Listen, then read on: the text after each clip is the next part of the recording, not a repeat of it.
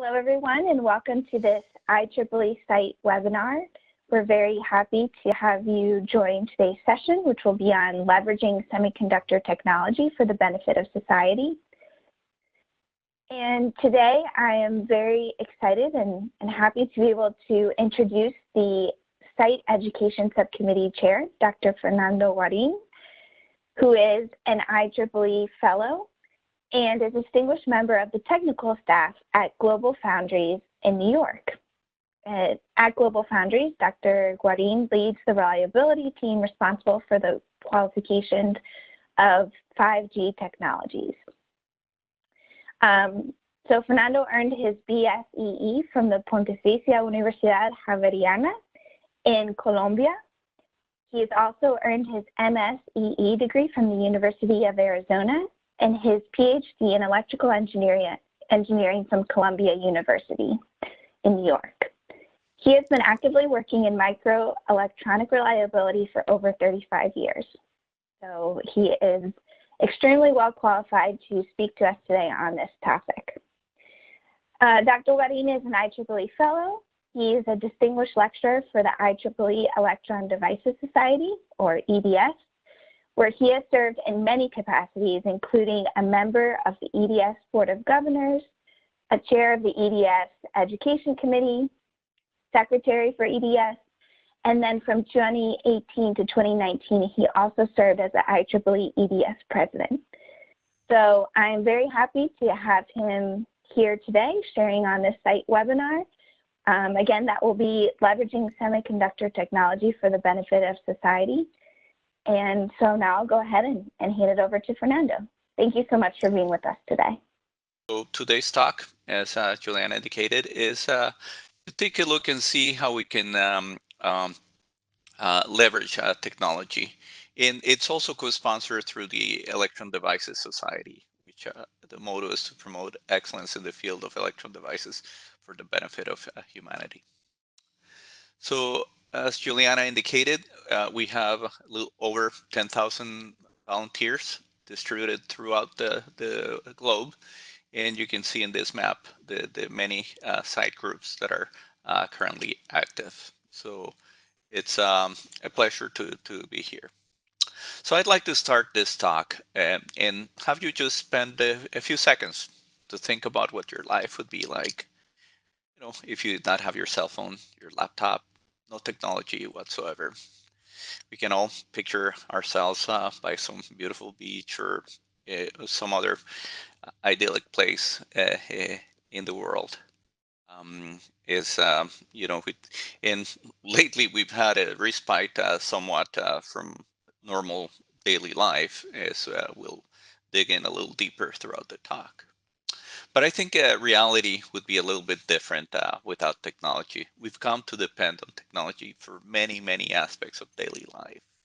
And I think we would have a big surprise if everything ceased. If you could imagine if the whole infrastructure for internet had dropped during this pandemic, you know, what kind of shape we would be in.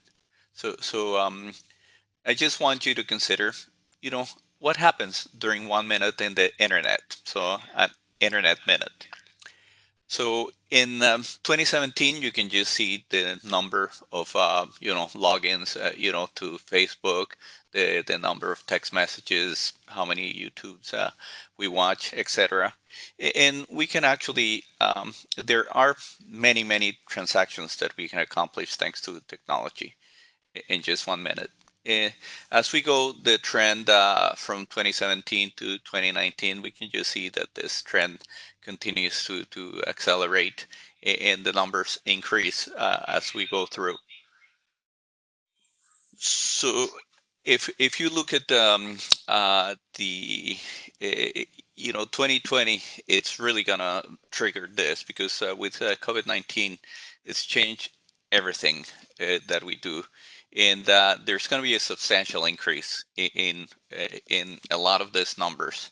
It has changed anything, you know, as we do a lot of working from home, school from home, online, everything.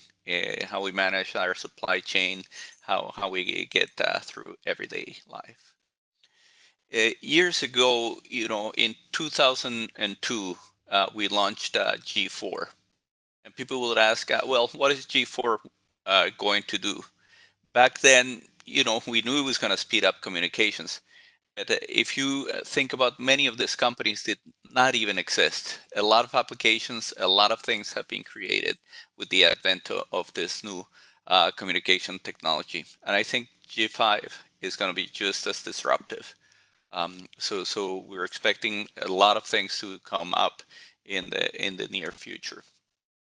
So let's review this concept that many of you may have heard about, the fourth industrial revolution. Of course, the first was with the introduction of steam engines, but ever since, with electricity, computing, cyber physical systems, we've really been changing the world in how we go about our business.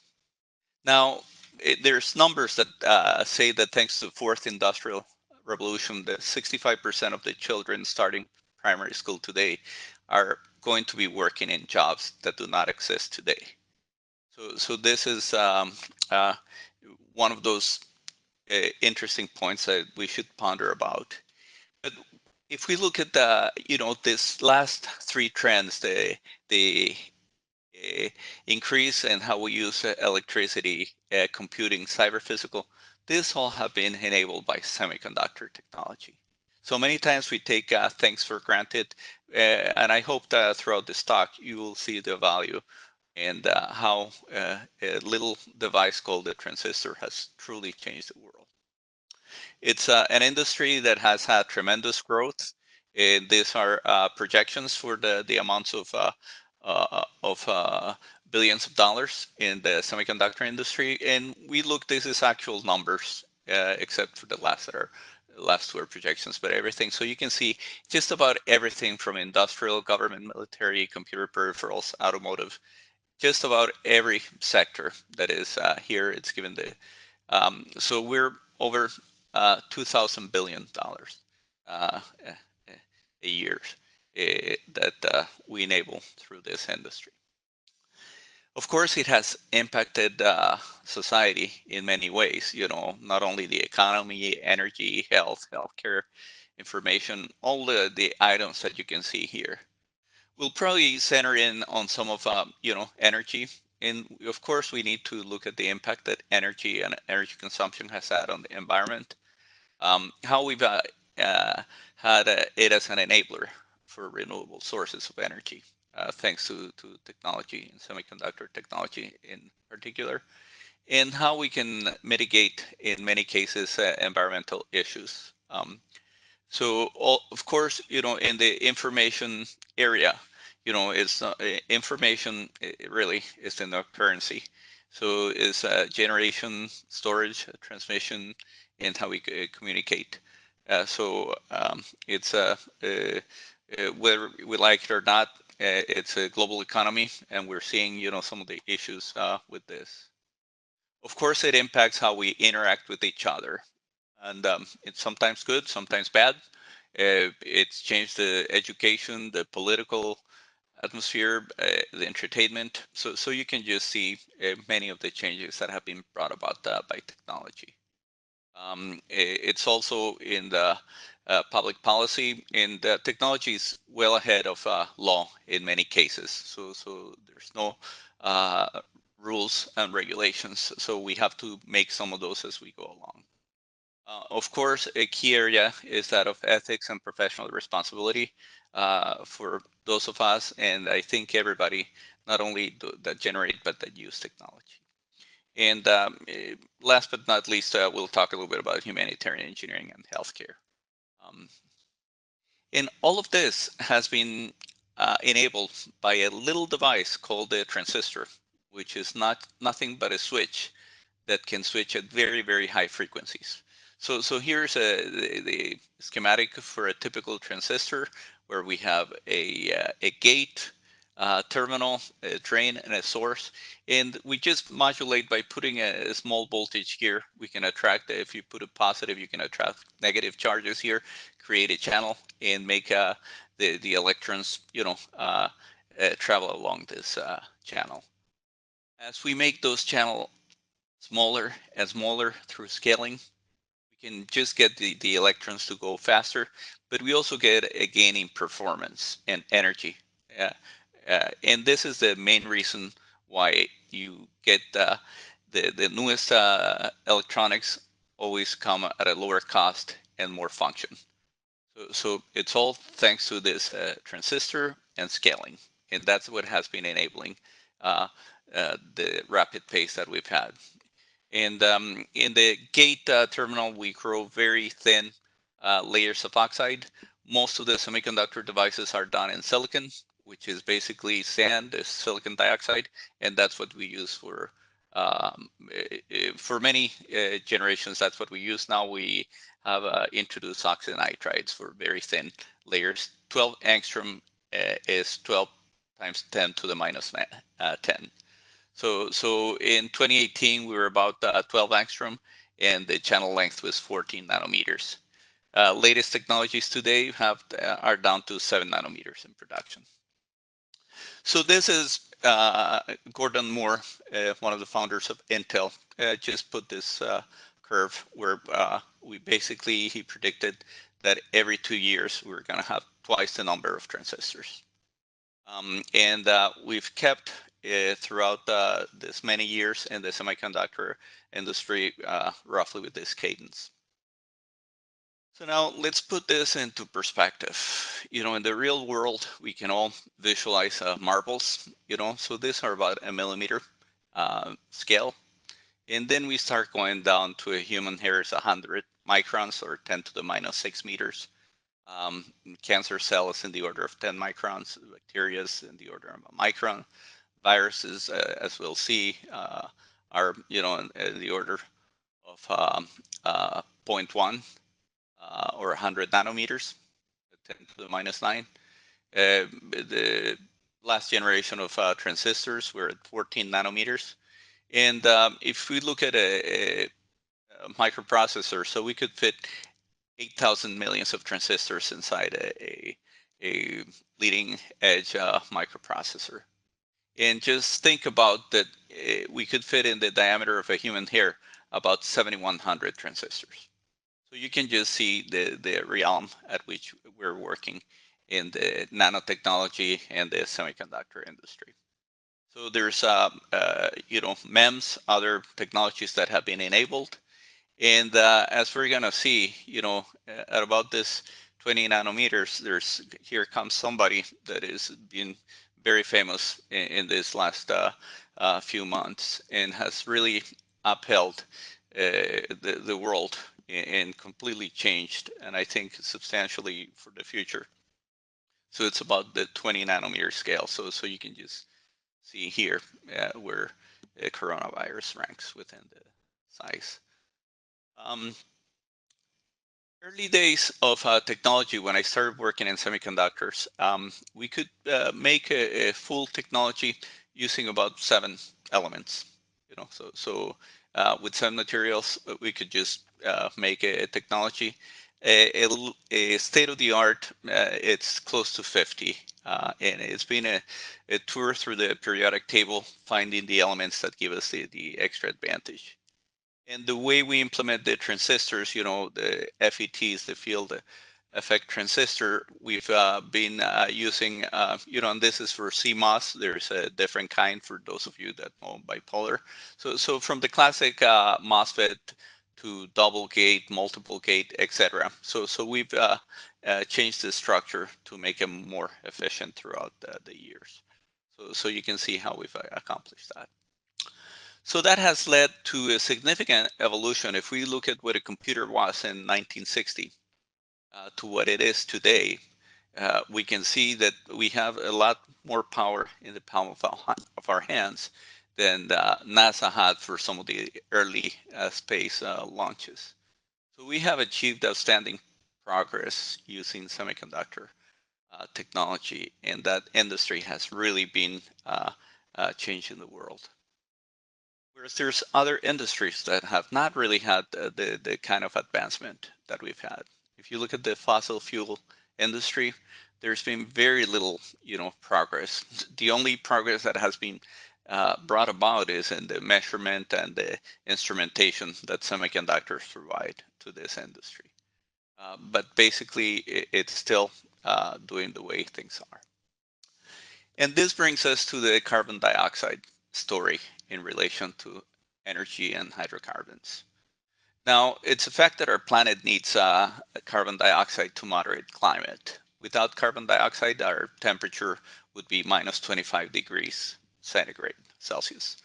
And our planet has historically ranged between 180 part per million, of CO2 in our atmosphere during the ice ages, and it increases up to about 300 part per million during the interglacial warm-up periods. Now, we had a huge disruption, the first industrial revolution that I was showing earlier through steam engine, and was powered by coal. Um, and we will see the impact that it has had. And we now depend in the world on fossil fuels for a large share of our energy and transportation needs. And that has really changed the environment. So if we look at this as in thousands of years, uh, from 400,000 years ago, so we've had warm periods and cooler periods. So we can see that our planet normally oscillates between these ranges. But something very disruptive, so about 200,000 years ago, modern humans appeared on the face of the earth. And in just the last 200 years, with this industrial revolution, we've completely altered this balance and the cycles that we had throughout the earth. Earlier on, there was some people that would say, no, this is not man-made. I think pretty much is consensus. And every scientific paper in peer-reviewed journals, there are still a few papers that are sponsored by fossil fuel industry that still deny that this is a fact. But I think as engineers, we pretty much everybody in the scientific community, there's no doubt about it. And the problem with this, it has very strenuous consequences, if we keep down this path. Now, who are the main contributors to carbon dioxide? So here you can see by industry, and practices that we use in the generation of gas and oil. They tend to just burn the gases. Cement is a large producer. So generation of gas, oil, and coal. So if we do not develop cleaner sources of energy, we're going to have very, very dire consequences. So we're all concerned about this pandemic, but we'll get through that. This crisis, if we don't face the consequences, change our ways, the consequences are very dire. Something like extinction, and I think we would not be able to sustain life if we continue down this path. Now, it's a problem throughout the world. No, it doesn't matter. Here's the share for, say, I plotted for Latin America. It only produces 5.1% of the total emissions in the world. But nevertheless, every region, no matter wherever you are, we're all in one planet, and we're all going to pay the consequences, no matter where we are. The latest reading of CO2, if you recall, was at 380. Now, as of April this year, it's up to almost 418 parts per million. So the trend is not slowing down. So let's think for a second about what is the cost, the true cost of a gallon of gasoline. In the U.S., it's somewhere between $2 and $3.50. But my question to you is that the true cost of a gallon of gasoline? And the answer is obvious. It's nobody has been paying for this cost. There is the natural capital of our planet. And if we do not pay for it, our grandchildren are going to be paying for it. Unfortunately, corporations only pay attention to what's going to happen, next quarter, at most 10, 20 years down the road. But even large banks are beginning to pay attention and and look at these issues. If we look at the temperatures on our planet, taking as a reference 1951, so this is a chart published uh, by the New York Times from data from NASA.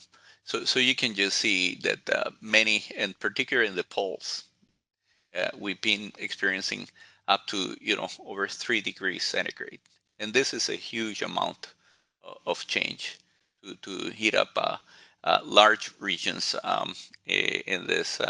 It's on a magnitude that had never been seen before. And we can see the consequences every day. You just have to take a look at the news, and you will see more and more of these stories. So it's the largest decade. Last year, was the second hottest year, and that even though the El Nino La Nina takes to moderate some of that. Antarctica, huge climate increases, and the results are uh, visible and palpable in all regions of the world. And the sad thing is that the technology already exists to reduce a lot of the emissions that we put out there. In the automotive industry, the electric cars are available now that can really, in many countries, have adopted standards, and they will be mandating that all cars are electric by 2030, 2040. So that is good, and we can actually generate a lot of this electricity that these cars will need, and that our energy needs, with means that are far more ecologically friendly. So we do not need the fossil fuels to generate the energy needs of the future. If we look at the transportation of an automobile, so it's really becoming more and more, so 60% of a car in 95 was mechanical. It's only going to be 35% in just 2025. Most of it is going to be software and electronics that are going to be so it is something that is going to be enabled by semiconductor technology. And actually, with 5G, we're going to have autonomous vehicles and many, many other applications that are just already, being tested out. The next issue is water. So people are wondering if water is in the oil. If we look in the 20th century, most of the wars in the world were because of oil. And they claim, actually, as we head into this 21st century, it's going to be water that's going to be the most precious resource. But, you know, so what is the big issue? Our planet is 70% covered by water, right? And we do need it to sustain life, right? But it's good to put the amount of water we have in perspective, right? So we are a sphere. So if we look in volume, this is the amount of water that we would have compared to our planet. All of a sudden, it starts to look like it's not quite as large, right? And 91% of that is salt water. So this is the smaller sphere here represents the fresh water. But over 90%, 99% is underground, very deep and not accessible to humans. This tiny little sphere here is all the water in the lakes, rivers, the surface water that we have been using and depending upon.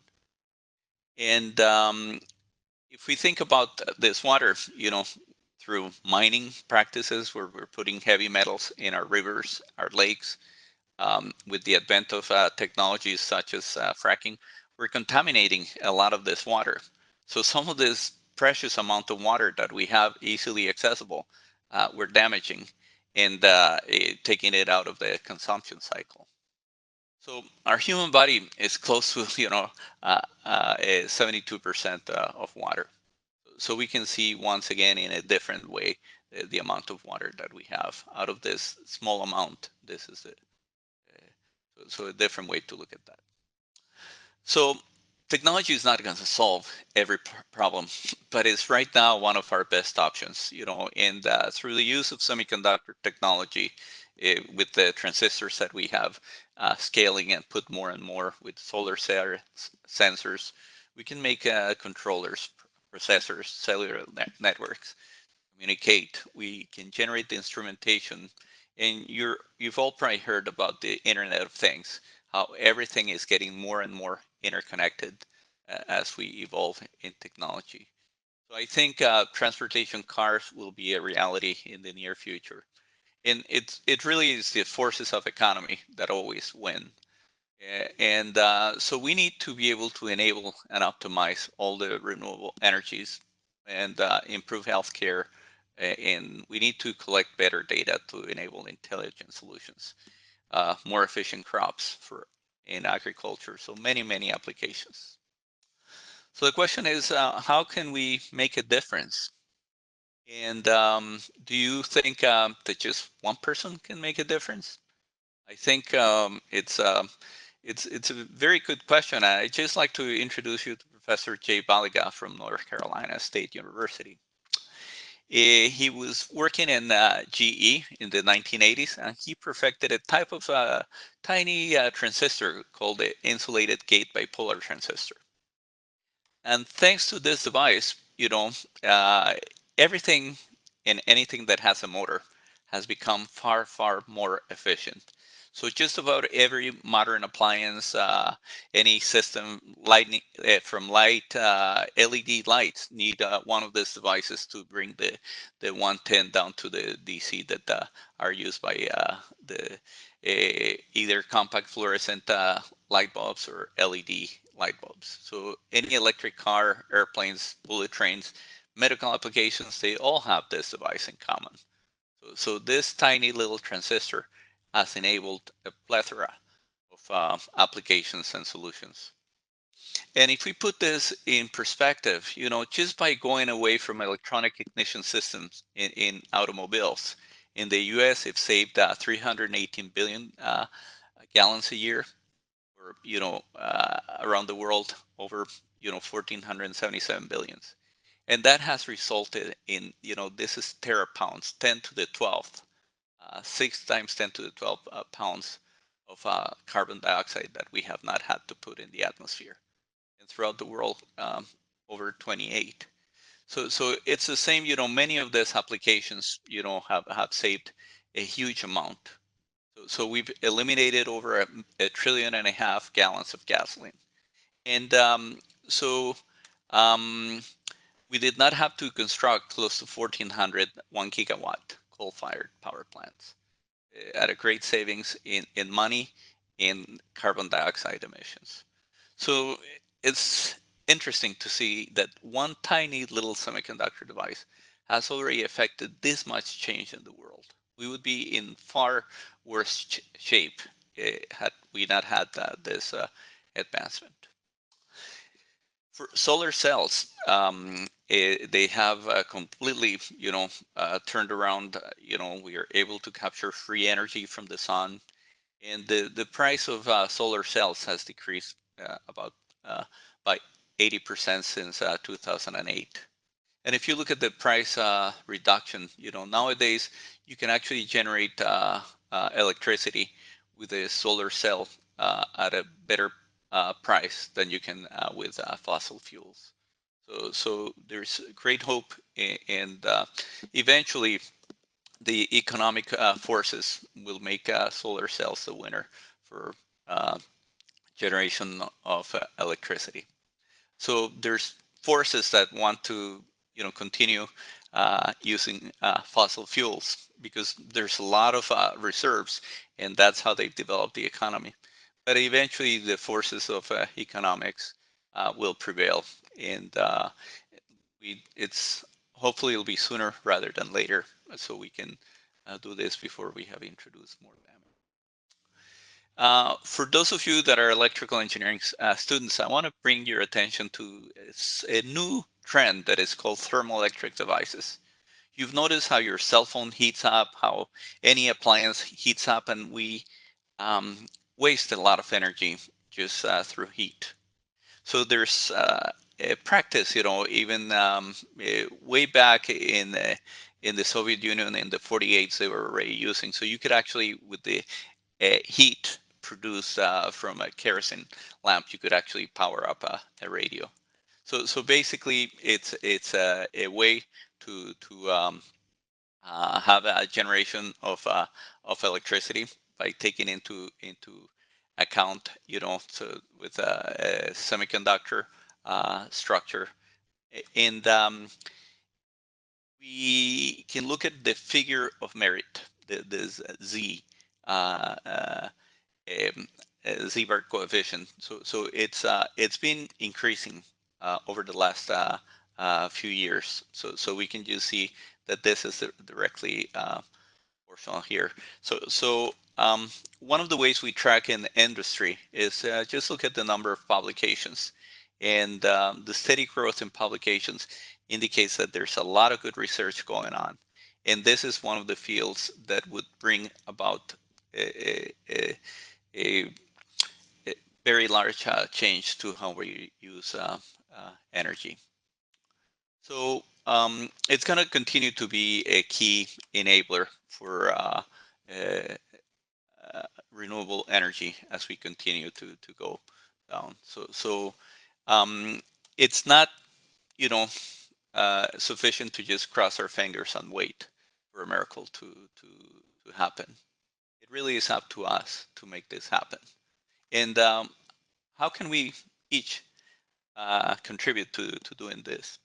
And that's where groups such as SITE, and I'm going to show in the few slides some of the incentives and projects that we're funding to try to encourage this.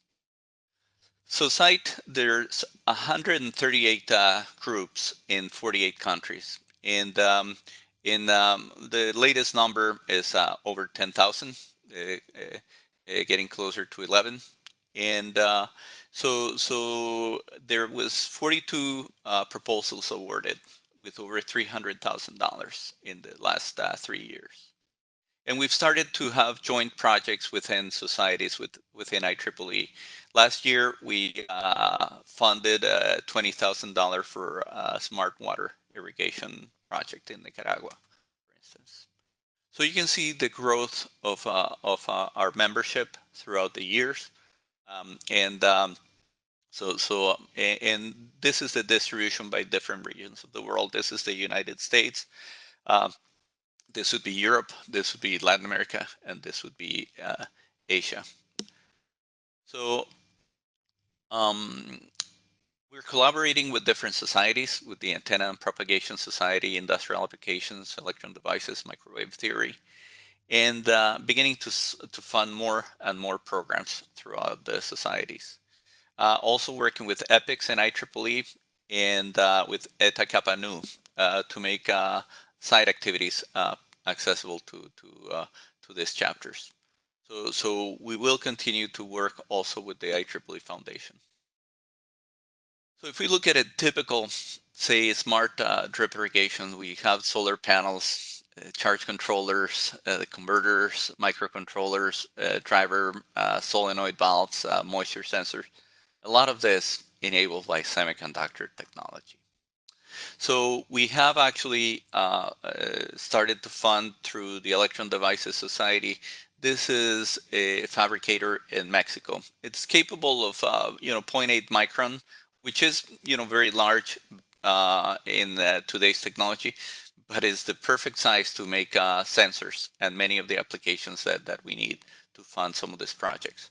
So we funded 25,000 that was matched by the Mexican government, and we will continue to fund projects for site in the making of sensors for quality of water, etc. So here's an example of a pH sensor that was implemented, by integrated circuits created in this lab.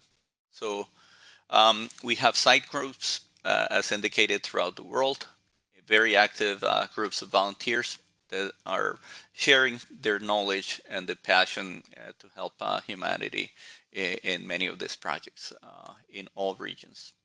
So our model is to have feet on the ground and have engagements that allow site groups to apply their skills to tackle the complex local challenges with the local communities, creating positive social impact. So there have there are calls for proposals, and you can just visit the site um, page in IEEE and learn about the many opportunities that are there available to fund some of these projects. So I just want to leave you with a few words on, a very relevant topic today is biosensors. So you can just have your pathogens, basically. And what we are using is semiconductor technology, so where we could add this into a device that we use as a detector, and then build the electronics, the amplifier, etc., to have a full electronics circuit, so that we can. Um, so you saw a typical schematic of a transistor. So we can just, within our source and drain terminals, we can just change the charge depending on this solution, So we can integrate this biosensors with CMOS technology and create very inexpensive arrays to do that are portable. And this is an implementation by Jamal Dean from Canada on, what he calls a biological FET.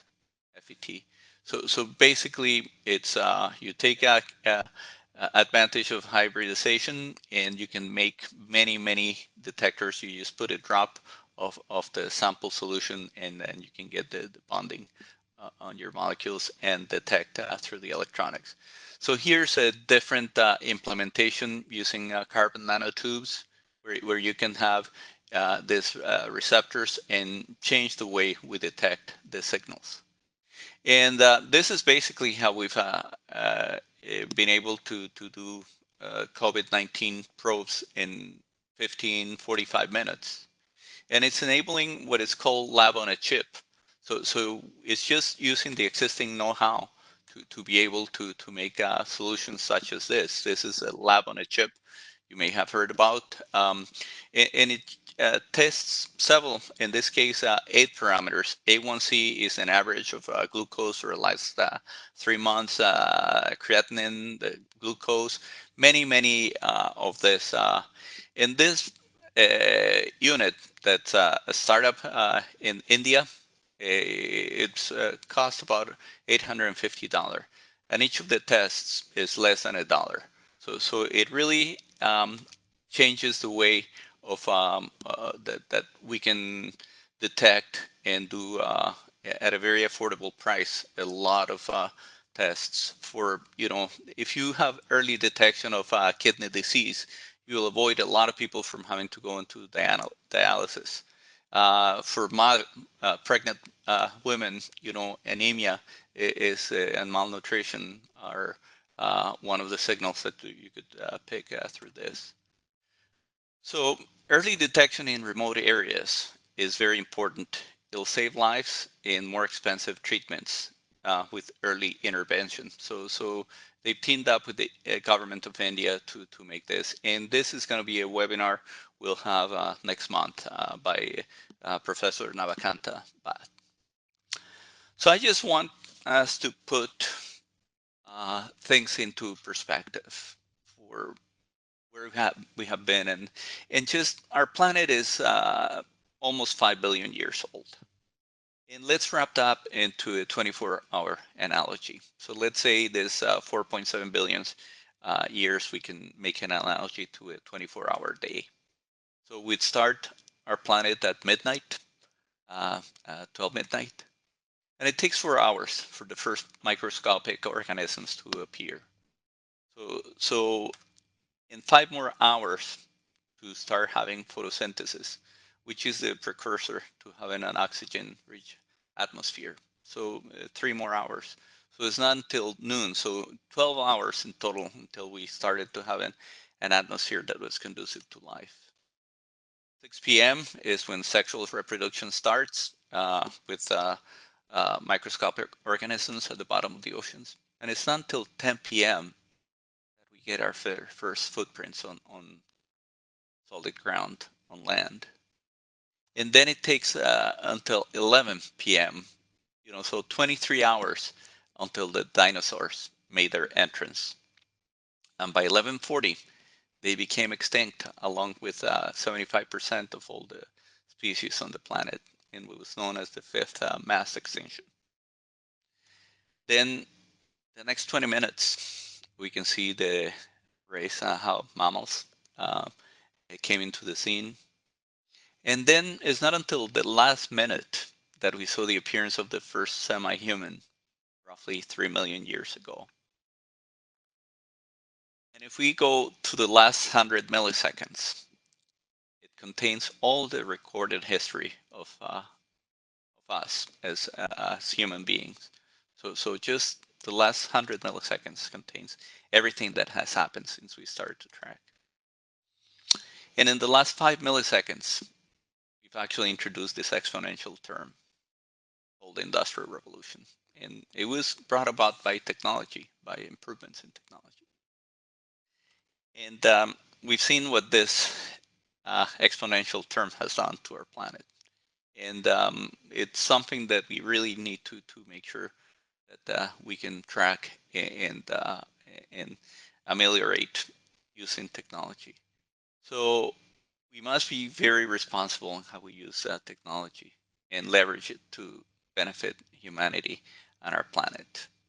And that pretty much is all I had for you today. So I'd like to thank you all for your attention, and thanks to Juliana for making the arrangements for this webinar.